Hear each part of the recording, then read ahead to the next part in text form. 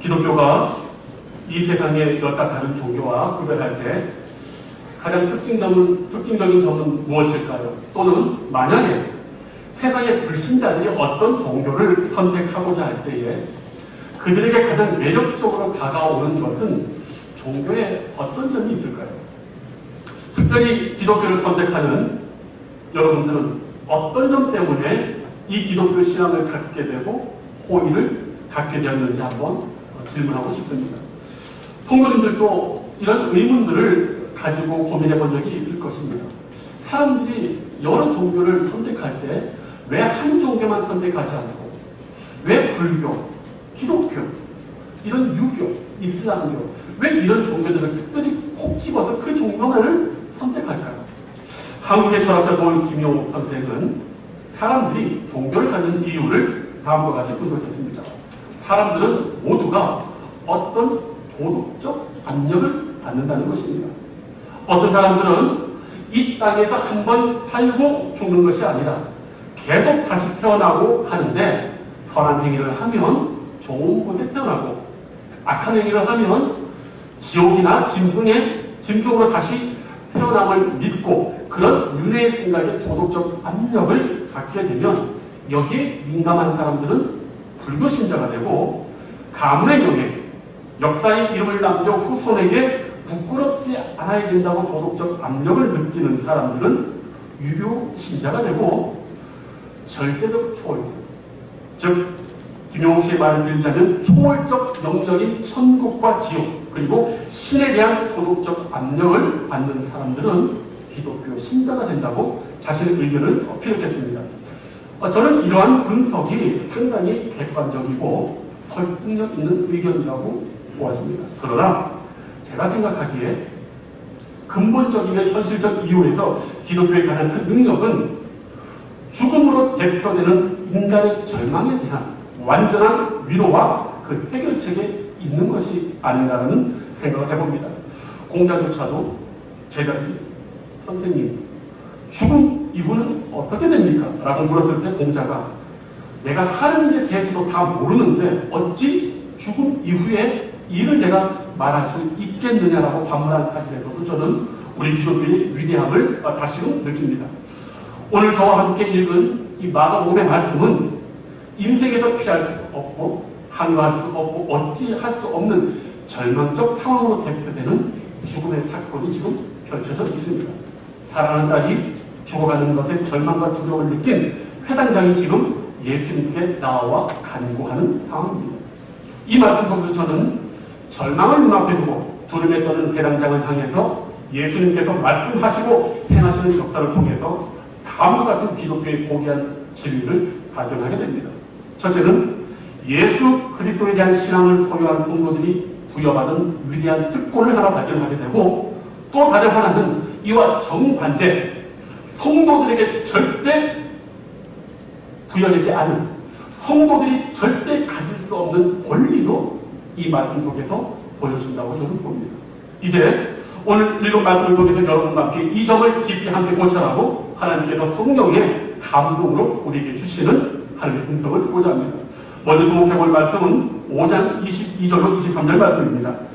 회당장 중에 하나인 야이로라 하는 이가 와서 예수를 보고 발 아래 엎드려 간곡히 구하여 이르되 내 어린 딸이 죽게 되었사오니 오셔서 그 위에 손을 얹으사 그로 구원을 받아 살게 하소서 하거늘 저는 바로 이 말씀에서 우리 기독교 신앙을 믿는 성도들의 위대한 특권이 발견되어진다고 저는 주장합니다. 그것은 우리가 언제든지 하나님께 거부되지 않고 받아들여진다는 사실입니다.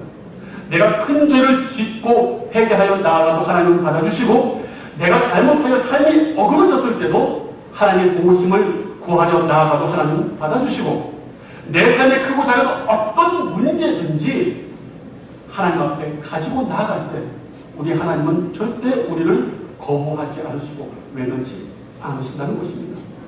우리가 보통 어떤 문제를 사람에게 가지고 나아가면 그것이 나의 잘못일 때는 책망을 받습니다. 어떤 좋은 일을 하여 내가 누군가에게 가지고 나아가면 칭찬받습니다. 그래서 우리는 나의 잘못과 책망받을 일은 절대로 다른 사람들에게 가지고 나아가려 하지 않습니다. 어쩔 수 없이 말해야 될 때까지 고민하고 전전긍긍하고 않습니다. 오늘 회당장이 예수님에게 보여준 모습은 우리가 늘 하나님께 용납되어지고 받아들여질 수 있다는 것을 잘 보여줍니다. 오늘 사실 회당장이 자기 딸의 죽음 때문에 예수님께 무릎 꿇고 나아오는 것은 누구나 다 정상적으로 이해할 수 있는 사실입니다만 여기에는 우리가 고려해야 할 몇 가지 사안이 있습니다. 먼저 이 회당장이 예수님께 나아가기가 그리 편하지만은 않았다는 사실입니다. 왜냐하면 이때 당시에 백성들 사이에서 존경받는 정치 지도자들 빼고 종교 지도자들 이런 회당장들은 거의가 바리새파 신앙을 가진 바리새인이었습니다. 당시 예수님께서 목회 가운데 대단한 저주를 퍼부은 자들이 있는데 그 중에 대표적인 사람들이 바로 바리새인이었습니다. 이 회당장은 바리새인이었으며 종교적 지도자입니다. 바리새인들은 당시 백성들에게는 대단한 존경을 받았습니다. 모든 율법을 충실히 지켰고 금식도 꾸준히 하였고 대단히 보수적인 사람들이었습니다. 그러나 예수님은 어쩐 일인지 이 바리새인들에게 대단히 적대적이었고 저주를 퍼부었습니다. 뭐라고 퍼부었냐면은 그 안에 온갖 탐욕과 부정이 있으면서 겉으로는 거룩한 척하면서 백성들은 율법으로 어렵게 하였기 때문에 횡치한 무덤이라고 말씀하셨습니다. 이 회당장이 왜 예수님에 대한 기적과 말씀을 모르겠습니까? 누구보다도 잘 아는 사람이었습니다. 그러나 그는 바리새파 신앙을 가진 권 있는 자의 자리에 있는 사람이었습니다. 예수님께서 저주를 퍼부으시고 그렇게 비판적이고 적대적인 사람 중에 하나가 자신이 될 수 있다는 사실을 누구보다도 알았던 사람입니다. 그렇기 때문에 그토록 예수께서 싫어하시는 불의 대표인 자기가 예수님 앞에 자신의 개인적인 딸의 문제를 가지고 나아간다고 했을 때 100% 그냥 온전히 쉽게 받아들여진다고 하는 것은 우리의 생각이고 이 회당장은 대단히 면밀한 사고와 깊은 사고를 가지고 있었고 예수님을 알았던 사람이기 때문에 저는 이 회당장이 나아갈 때 그저 우리 생각처럼 그냥 쉽게 나아가지는 못했을 것이라고 봅니다. 그뿐만이 아닙니다. 이것은 좀 다른 문제이지만 이 회당장이 예수님께 나아갈 때 사람들에게 대단한 오해와 불신을 초래할 수 있는 문제가 또한 드러날 수 있습니다. 왜? 그가 회당장으로서 대단한 존경과 축복을 받았는데 자신의 어린 딸, 누가 보면은 12살이라고 나옵니다. 그 딸이 죽음에 이르렀습니다. 사람들은요, 대부분 이럴 때는 동정할 수 있지만 그러나 그렇지 않습니다. 오히려 이들은 예수의 말씀도 기억했을 것입니다. 저 바리새인 지도자들은 예수님께 저주를 많이 받았는데 저 회당장도 뭔가 문제가 있었기 때문에 하나님께서 화를 주신 것은 아닐까? 그가 그렇게 자신의 딸의 문제를 가지고 예수님 앞에 나아갈 때 오히려 만천하에 사람들에게 자신의 삶이 문제가 있고 무엇인가 잘못 살았다는 예수의 말씀을 확증할 수 있는 그런 계기가 될 수 있는 부분이었습니다. 보통 회당에는요, 여러분 10명의 회당 관리자들이 있었습니다. 그런데 그 10명의 사람들 중에 3명의 원로 장로들이 돌아가면서 회당장을 여기게 됐습니다. 이 사실에 비추어 볼 때 야이로는 젊은 사람이 아닙니다. 나이가 많은 장로입니다. 그런 그에게 하나님이 노년에 귀한 딸을 주신 것입니다. 아마 사람들은 이 딸이 태어났을 때 대단히 축하를 했을 것입니다. 아, 우리 야이로 회당장님은 정말 저 노년의 아브라함처럼 하나님이 저는 축복을 주셔서 이삭처럼 딸을 낳게 하셨네. 대단히 많은 칭송을 하였고 온갖 칭찬을 그에게 주었을 것입니다. 야이로는 특히 더 그럴 수 있습니다. 그러나 이 사건이 벌어졌을 때는 어떻게 했습니까? 그런 칭찬은 의심으로 변모할 수 있습니다. 이 회당이라는 것이 여러분 얼마나 백성들의 주목을 받는 장소인지 여러분 좀 알 필요가 있습니다. 종교적으로 역사적으로 이 회당이 대단히 지대한 의미가 있는 장소입니다. 뭐냐? 이스라엘 사람들이 포로로 바벨론에 다 잡혀가니까 이제 예루살렘 성전에서 예배를 드릴 수가 없습니다. 1년에 3번 꼭 남자들이 가서 예배를 드릴 수가 없습니다. 왜? 성전이 파괴되었기 때문에 이때 이 사람들이 먼 타국에서 무엇을 하였느냐? 바로 오늘 교회와 같은 회당을 만들어서 거기서 교육과 예배와 기도를 하였습니다. 만약에 바벨론에서 이 회당이 만들어지지 않았다면 아마 이스라엘 사람들은 히브리말, 아람말 다 잃어버리고 민족적 정체성을 다 깡그리 잃어버리고 그냥 소수 민족으로 남았을 터인데 그 포로 생활 가운데서도 종교적, 역사적, 신앙적인 순수성을 어디에서 회복했냐면 이 회당에서 회복했기 때문에 포로로 돌아왔고 난 이후에도 이 회당은 여전히 다시 만들어졌고 이 회당의 회당장을 세우는 부분은 우리가 생각하는 것처럼 그냥 아무나 세우는 것이 아닌 것입니다. 이 회당장이 어떤 일을 합니까? 누가 성경을 공독할 것인지, 누가 설교를 할 것인지, 누가 기도를 할 것인지 정하는 사람이었습니다. 대단히 역사적 의의가 크고 대단히 존경받는 사람이었습니다. 저는 이 회당장 야이로가요 인품적으로도 대단히 훌륭했다고 보여지고요. 또한 그는 아주 고매하고 겸손한 사람일 뿐만 아니라 회당에서 여러 사람을 고용할 만큼 부자라고도 저는 봅니다. 완벽하죠. 성경에 이렇게 신앙적으로 경제적으로 완벽한 사람을 뭐라고 하냐? 유력한 자, 보아스라고 합니다. 그런데 여러분 이렇게 많은 존경과 칭송을 받은 이 사람에게 어떤 일반인들에게도 잘 일어나지 않는 사건이 벌어진 것이죠. 12살 나이다. 그 딸이 무슨 죄가 있겠습니까? 무슨 잘못이 그래서 많아서 죽게 되겠습니까? 성경은 그 병에 대해서 침묵하고 있습니다. 그냥 죽게 되었다라고 얘기를 합니다.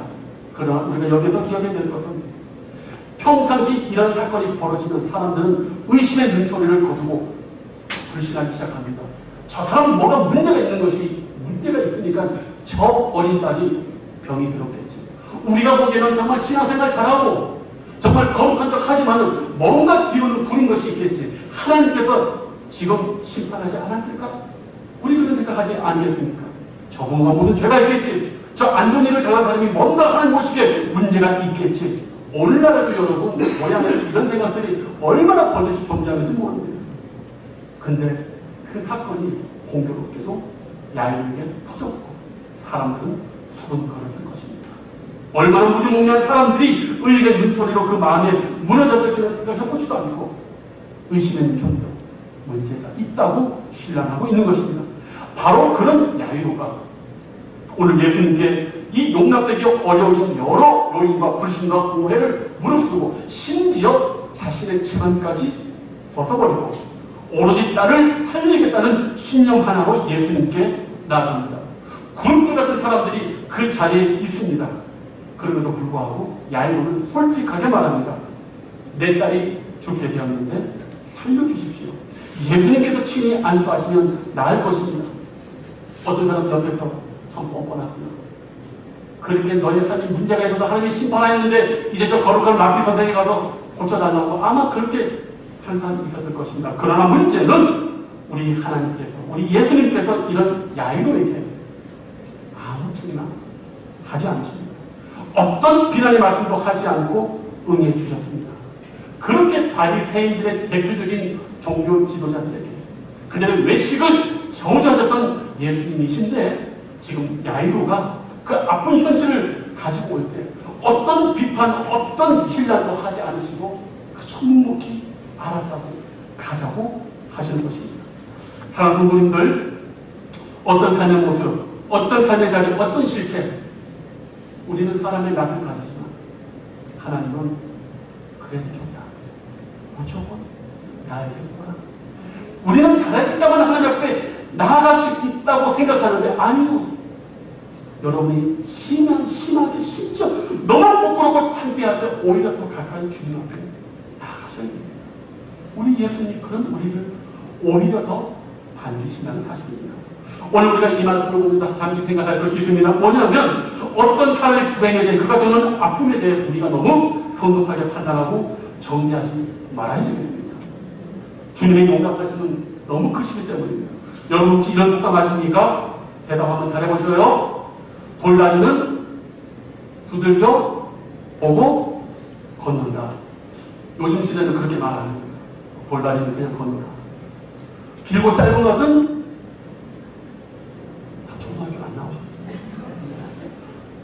다 초등학교 안 나오셨어요. 길고 짧은 것은 요즘은 어떻게 말하냐? 길고 짧은 것은 대구나 많아. 서대학교 3년이면 50년. 여러분 이거 뭡니까? 깊은 생각, 깊은 기다림, 긴 인내가 사라진 것입니다. 인생에서 일어나는 일을 즉시 판단하고 성급하게 판단합니다. 이런 오만한 속에 우리가 지금 살고 있습니다. 그러나 우리 정말 한결같이 우리 믿음의 성도들의 아픔 그 자체에 깊이 공감하시고 섣불리 우리를 정죄하지 않으시고 우리를 받아주고 있습니다. 누구든지 예수님께로 가면 쉼을 얻고 위로를 받는다. 누구든지 어떠한 삶의 자리, 어떠한 삶의 모습이라도 우리는 언제나 하나님 앞에 용납되어질 수 있다. 이것이 우리 성도들의 위대한 특권입니다. 휴가철입니다, 여러분. 육신의 안식을 위해 어디 가서 놀고 어디 가서 쉬고 맛있는 거 먹을까? 우리의 주된 관심사가 될 수 있습니다.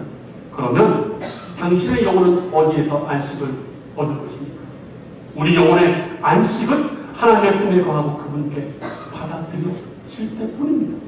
그 은혜의 품에 여러분의 영혼을 의탁하시기 위해 그분께 나아가는 이 위대한 특권을 사용하시면 고면합니다. 이제 다음으로 말씀드리고자 하는 것은 우리에게 없는 것입니다. 35절, 36절 말씀 제가 봉독합니다. 아직 예수께서 말씀하실 때에 회당장의 집에서 사람들이 와서 회당장에게 이르되 당신의 딸이 죽었나이다. 어찌하여 선생을 더 괴롭게 하나이까? 우리 36절 다 같이 한번 크게 읽어봅니다. 시작! 예수께서 그 하는 말을 곁에서 들으시고 회당장에게 이르시되 두려워하지 말고 믿기만 하라.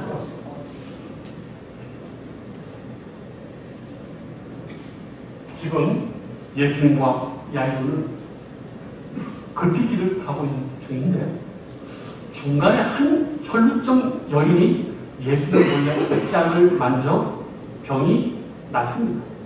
예수님이 그것을 아시고 그 여인을 찾아서 이야기를 하는 중이었는데 그 여인과의 대화가 계속되고 있을 때에 저 멀리 무리들 사이에서 한 서너 명이 아마 눈물을 흘리면서 비통한 표정으로 사람들을 헤집고 지금 예수님 옆에 있는 야이로를 향해 다가오고 있습니다. 그리고 야이로가 말합니다. 당신의 딸이 죽었습니다. 어찌하여 선생을 더 괴롭게 합니까? 예수께서 지금 혈루증 여인과 얘기를 하면서도 그 눈과 귀가요 바로 옆에서 지금 야이로와 종들이 지금 하는 얘기를 듣고 있습니다. 그리고 그 종들이 드디어 야이로가 말합니다. 당신의 딸이 죽었습니다. 근데 여러분 이때 야이로는 아마 속으로 탄식했을 것입니다. 우리 엄마가 나타났다. 이제 끝이구나. 내 딸이 죽었구나. 그런데 놀라운 것은 이 상황에서 야이로가 어떤 특별한 말이나 행동을 하지 않습니다. 종들은 분명히 말합니다.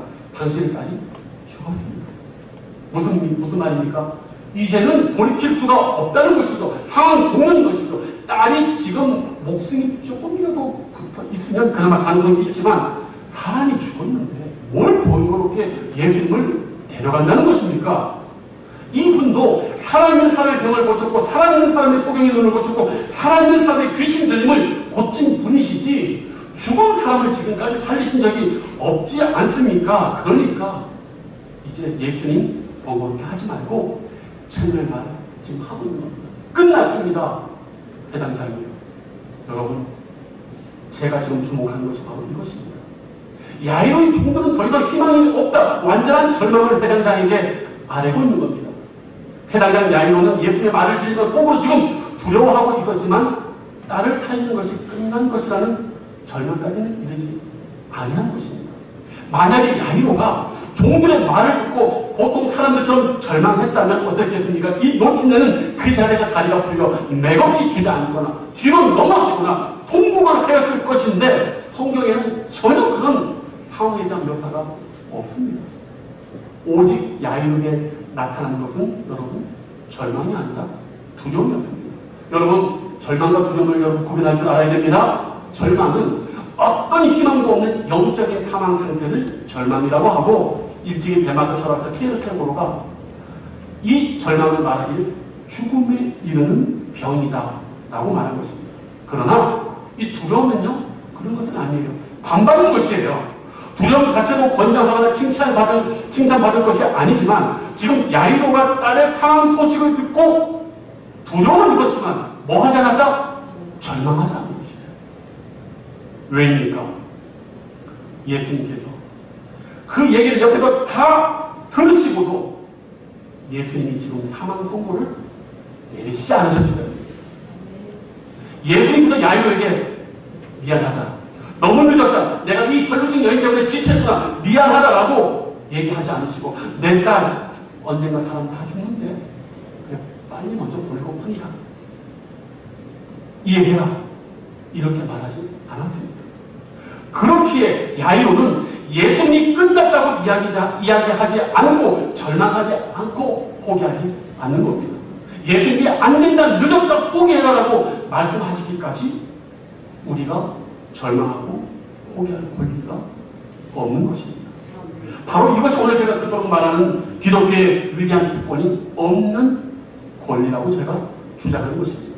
우리 기독교인은 어떤 상태에서도 절대 절망해서는 안 됩니다. 주저앉아서도 안 됩니다. 포기해서도 안 됩니다. 왜? 예수님이 포기하지 않으시고, 예수님이 우리 자신에 대해서 절망하라고 말하지 않으시기 때문입니다.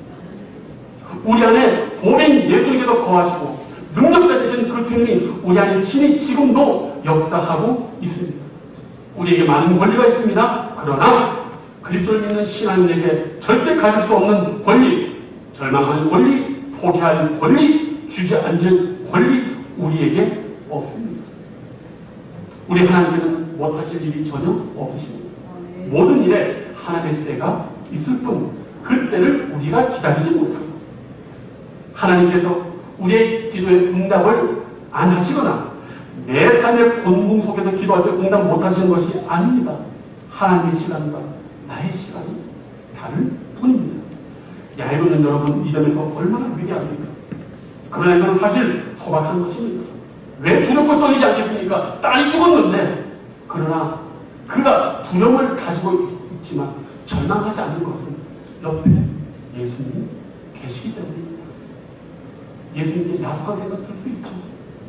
딸이 지금 숨 넘어가는데 왜 이 지금 골든타임을 놓쳐가지고 이 혈루증 여인 지금 고친다고 왜 골든타임을 놓칠까? 여러분 골든타임 아시죠? 사람이 어떤 큰 사고를 당했을 때 그 시간대를 치료를 못하면 대부분이 죽는데 그 황금 시간을 골든타임이라고 하는 거죠. 근데 이 골든타임 혈루증 여인 때문에 지금 잡아먹혔죠. 그런데도 이 야이로 가서 그 급한 마음에 예수님에게 출근하지 않아요. 급히 가도 모자란 한국에 속이 타들어가지만 원망하지 않습니다. 왜? 무엇 때문입니까?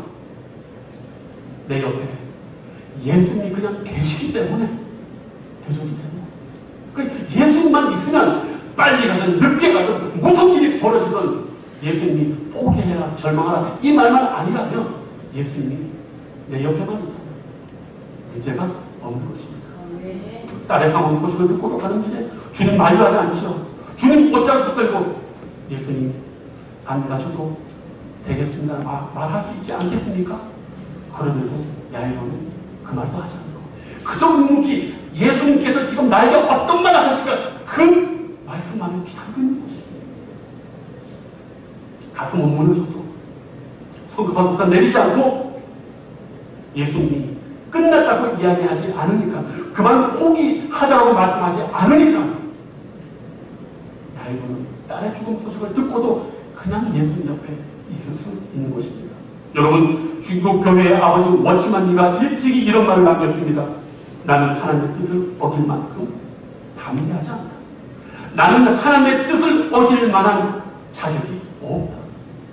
여러분, 하나님께 내 삶과 내 가족, 내 친척, 내 교회를 위한 여러분의 간절한 기도의 제목들 분명히 있을 것입니다. 참으로 오랫동안 기도하려고 이루어지지 않아서 절망하고 포기한 적도 많이 있을 것입니다. 그러나 여러분, 오늘 이 야외의 땅을 고치신 사건을 통해서 우리가 절망하지 말 것을, 포기하지 말 것을, 좌절하지 말 것을 말씀하십니다. 왜? 주님이 우리와 함께하는 우리에게는 좌절할 권리, 절망할 권리, 주저앉을 권리가 없습니다. 사랑하는 기다려 가족분들이요, 홍해 앞에서 동행하는 이스라엘 백성이나 모세가 외치는 그 소리를 다시금 기억하시길 바랍니다. 너희는 두려워하지 말고 가만히 있어서 여호와께서 오늘 너희를 위하여 행하시는 구원을 보라. 하나님 하십니다. 하나님이 우리 앞서 행하십니다. 성령께서 우리를 위로하시고 격려하십니다. 우리에게 절망할 권리가 없음을 감사하고 확신하시는 여러분 되시길 축복합니다. 기도하겠습니다. 아버지 하나님, 이 좋은 예수님 하나님 우리가 모시고 있습니다. 주여 감사합니다. 얼마나 이스라엘의 많은 사건 사고들이 우리의 마음을 흔듭니다. 그리고 여전히 우리 안에는 아직까지 응답되지 않은 여러 간절한 기도의 제목들이 여전히 허공에 떠 있지만, 그러나 주님, 많은 시간 속에 우리 흘러도 우리는 좌절하거나 절망하지 않습니다. 왜? 우리와 함께 계신 예수님 그만됐다, 그만하자라고 말씀하지 않기 때문입니다. 주님께서 여전히 우리와 함께 계시기 때문입니다. 주여, 사랑하는 우리 기다려 가족분들 한 분 한 분 더욱더 이 굳건한 말씀에 힘을 얻게 해주시고, 절대 주님과 함께하는 한 좌절하고 절망할 권리가 없다는 이 놀라운 복음을 깨닫고 오늘도 한 주간을 힘있게 열정적으로 소망을 가지고 살아갈 수 있는 복된 주님의 종들 다 될 수 있도록 주님 축복하여 주시옵소서. 감사를 주님께 드리옵고 예수님의 이름으로 기도하옵나이다. 아멘.